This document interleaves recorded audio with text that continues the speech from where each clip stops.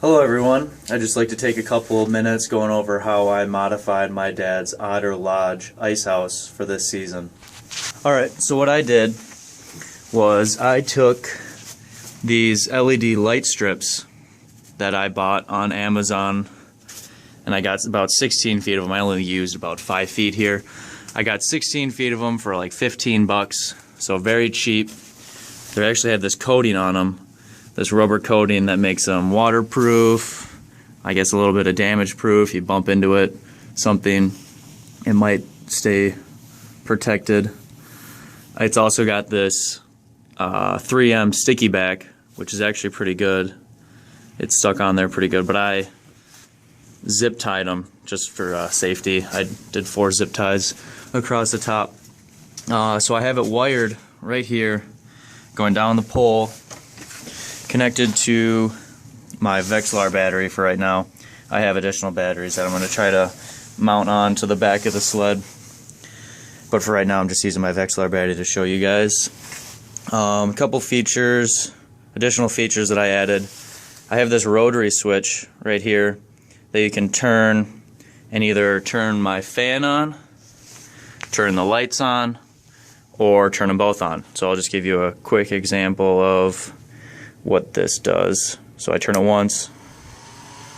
I'm not sure if you heard it, but I have this fan connected, this 12 volt car fan that's meant to use in your car. So I have this adapter. I'm not sure what this connection's called, but it's a, something that you can use in your car. And I thought having this little thing here would be good because it comes with 2 USB ports, so you can charge your phone, maybe connect a solar panel. I haven't looked into that yet, but that might be something to be able to do. I could have cut this wire and just attached it directly to the rotary switch, but I thought preserving this just in case I wanted to return it, or if I wanted to plug something else in, I thought it would just be good to keep this whole device.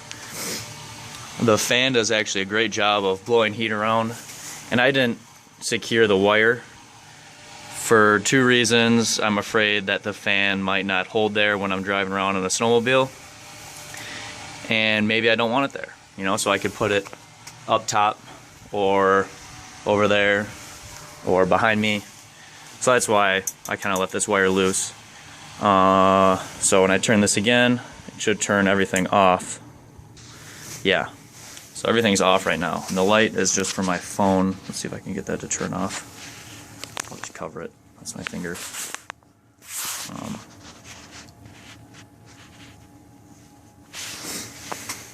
Well, crap. You can't really get a good example of how dark it is in here because the light on my phone is emitting some light, but it is very dark in here. When I turn this again, it turns the fan on first. Then one neat thing why I chose this rotary switch is that I can either have the fan on, I can either have the lights on and the fan off, or I can turn it again and then, as you saw, both will be on. So that's one reason why I chose that rotary switch, so I get those options.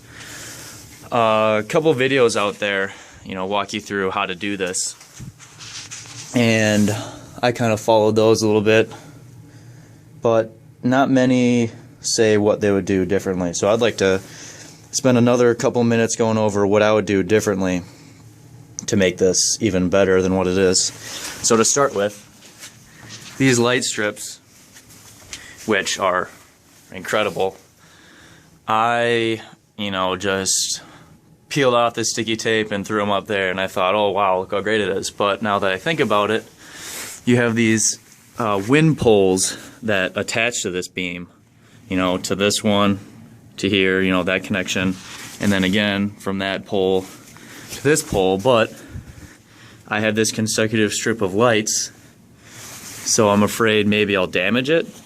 So I just got to be careful when I'm putting on my wind pole or whatever it's called. But if I was to do this again, I would actually have a gap right here between these lights. And what's one nice thing about these lights is that you probably can't see it, but right there you can cut every 3 LEDs and then just solder on more wire. and then extend it. So I could have more lights beyond that. So that's what I would do. You know, I'd make a cut right here so I could attach those poles without harming my lights. Another thing I would do is the wire going down, up and down these poles, or this pole, doesn't look that nice, and it has a chance of getting caught on something and tearing everything down. So what I would actually do is next time, or if I was to do it again, I'd put it in this pole inside of the tubing and then have it go all the way down to the bottom or so or something, or have a port that comes out here where I can have my rotary switch and then go back in and pop out where I can connect to my battery. That's another thing I do differently. To secure these, I just have a zip tie again. And one thing actually that's nice about the zip tie is that it has a little bit of wiggle room just in case. And another thing that I would change is this rotary switch. So I can't really see it, but this angle right here, this is just, I don't know. See, if I had it in the tubing, it'd look a lot better. I would do butt splices instead of these wire nuts or whatever they're called, just because it makes it a hairpin turn pretty much, or a butt splice would just be a continuous string of wire. But this rotary switch, you know, it sticks out a little bit, it wiggles a little bit, so that's one point that could break. You know, if your auger bumps into it or your bucket bumps into it, it might just knock it right off, and then you're kind of left without lights and a fan. So I would find something a little bit flatter, something that I could secure better. That's what I would do differently, but I do like the aspect of having the option of lights, fan, or both. I definitely like this.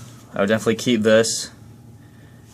I tried to screw it into the pole, but this, obviously, when it collapses, slides down, and then right here, I had a screw going into it, so it stopped right there, so I had to fix that, and I just taped it. But I would do that. I would secure this differently if I was doing it again, but I definitely keep this because I like having this, and I like having those USB ports.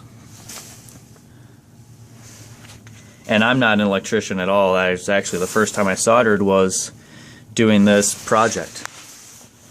So I mean, if I can do it, you guys can do it. Just keep track of positive, negative, the gauge of the wire. You know, I'm sure you guys could do a better job than what I did here, but that's what I did to my ice house. And as you can see again, you know, it's incredibly bright in here. And that fan is a great, I don't know, I haven't used it out in the ice yet, so we'll see if it works. But I think it's a great idea. You know, I said, people tell me, or people are asking me, oh, well, why do you need the fan? I'm like, well, because I can. So, and now with these USB ports, I can do even more. So thanks for watching, and good luck this season and in future seasons.